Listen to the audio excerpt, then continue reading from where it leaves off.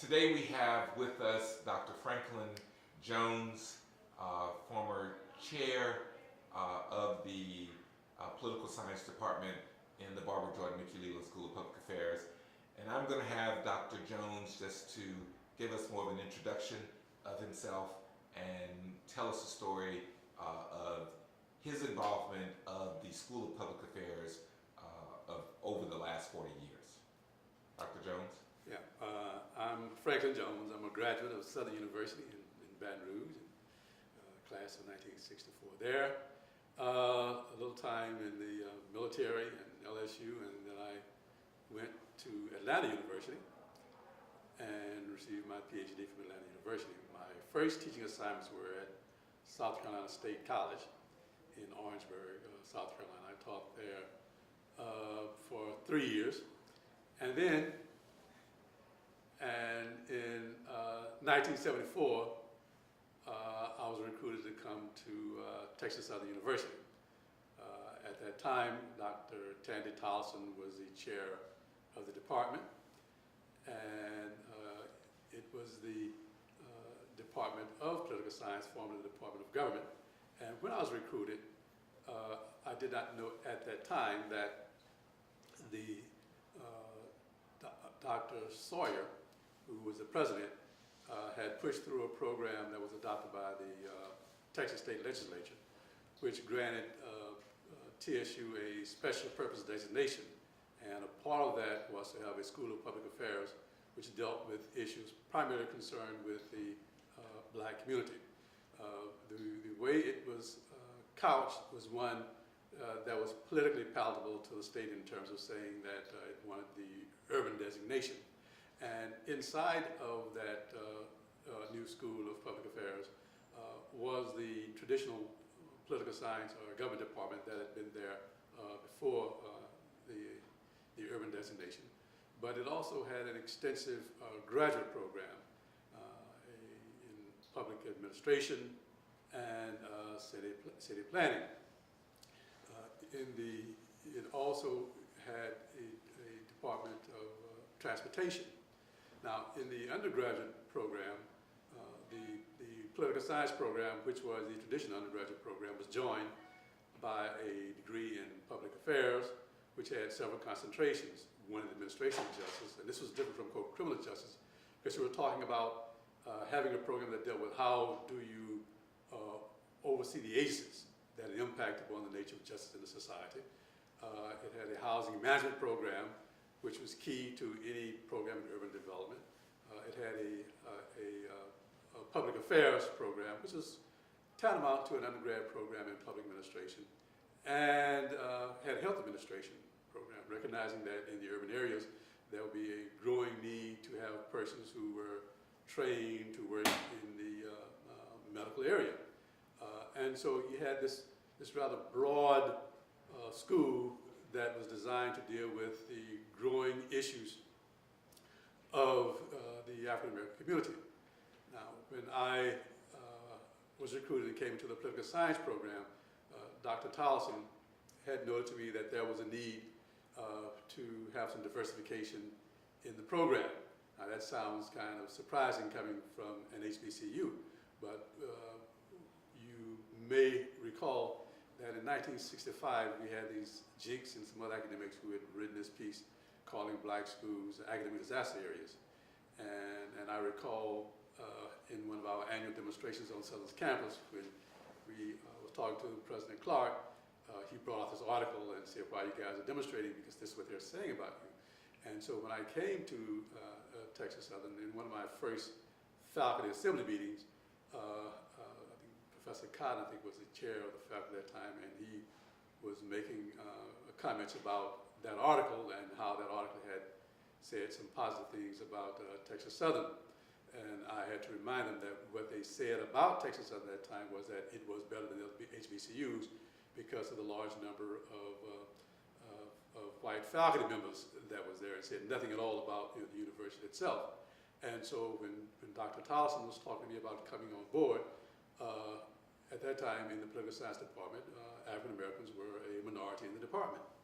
As a matter of fact, with Professor Jarman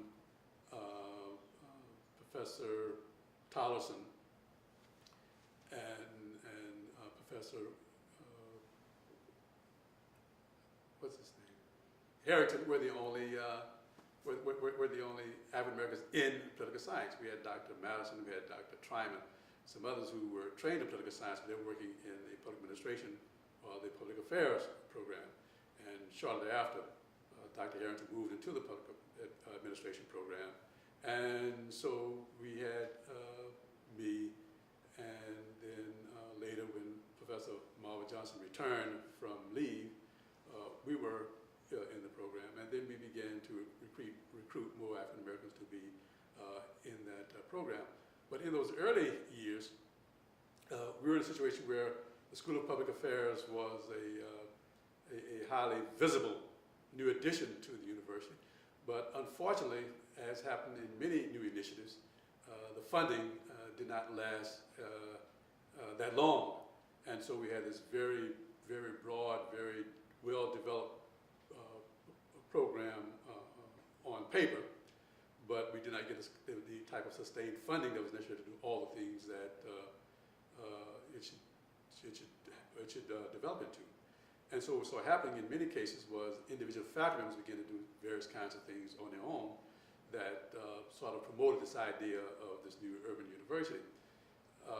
In the political science department, we had a rather active student body, and so what we saw happening was that we worked with the students who got engaged in a number of local events and local issues, some state, some national issues. You might recall in the late 1970s, early 1980s, the National Save and Change Black Schools movement became an important one, and we had students who were highly visible in that, and we worked with them on that.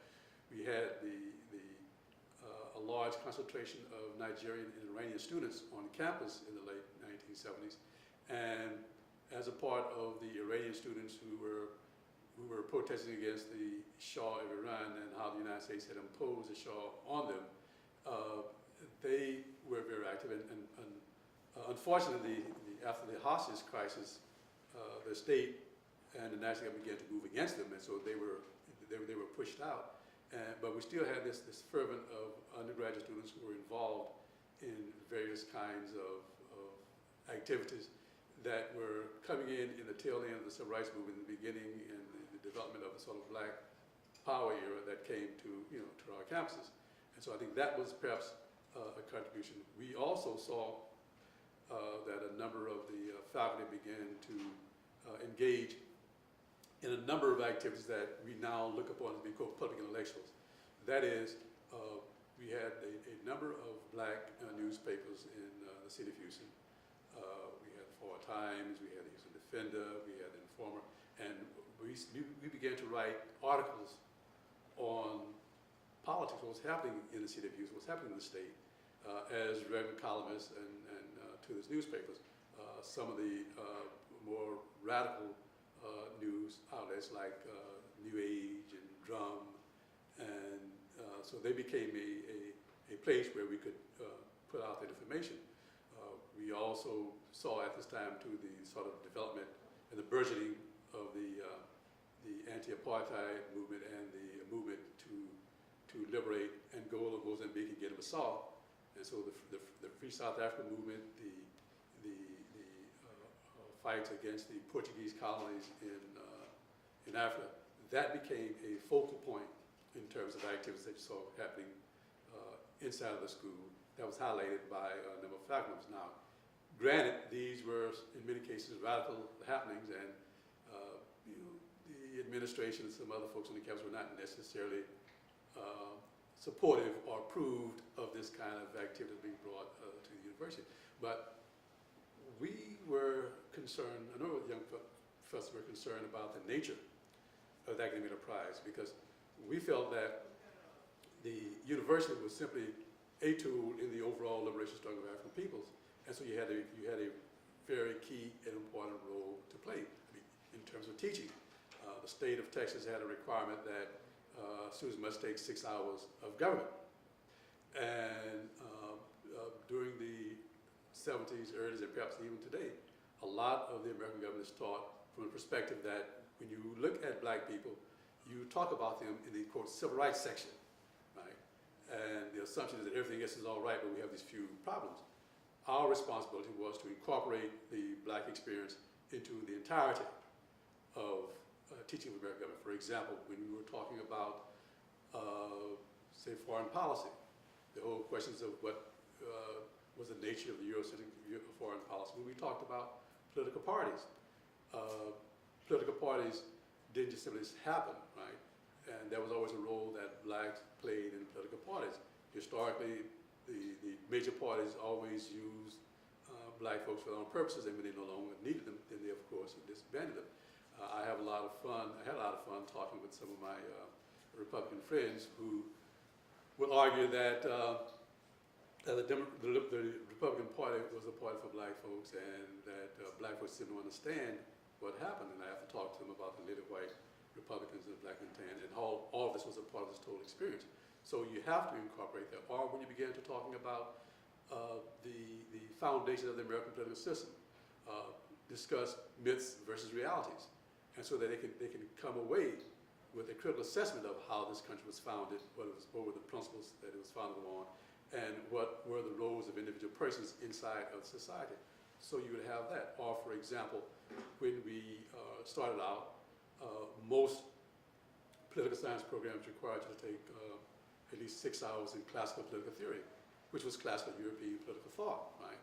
And the responsibility was, how do you talk about classical European political thought without thinking of its origins beyond the Athenian democracy, but talked about what happened in Alexandria and the writings and the constitutions that were on the continent that became the basis for Aristotle's writings, right?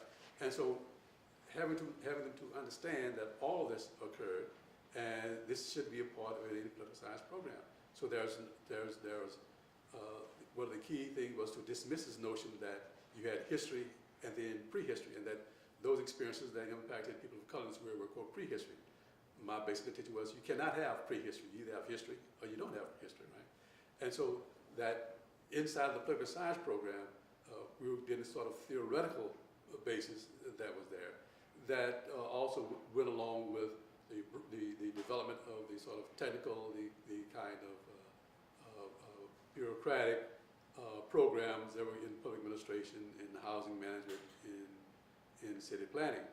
And you had the opportunity to have this the engagement of not only us in political science, but those that were in the other areas, the other disciplines inside of the School of Public Affairs, so that you had the opportunity to expose students to a wide variety of ideas that were on the cusp in the late 1970s and early 1980s. So explain to me, okay, you arrive in the early 70s, the launch of the agreements with the state, the approval by the state, the designation of the School of Public Affairs within Texas Southern in 74. What happened in those early years, say between 74 and 80, that you feel were some of the activities that you remember, as along with some of the milestones that occurred? I think some of the most important things were the amount of time and dedication we placed upon student development, right? We were recruiting students to come into the various programs. We were trying to get them to understand why they were in the programs they were in. That TSU was trying to go beyond what had been the traditional notion of what you were taught in public affairs. We had a number of community-based programs, particularly graduate programs, where they were working in the areas of transportation, they were working in the areas of city government. We saw a number of the faculty that literally went out and developed internship programs with various city governments, not only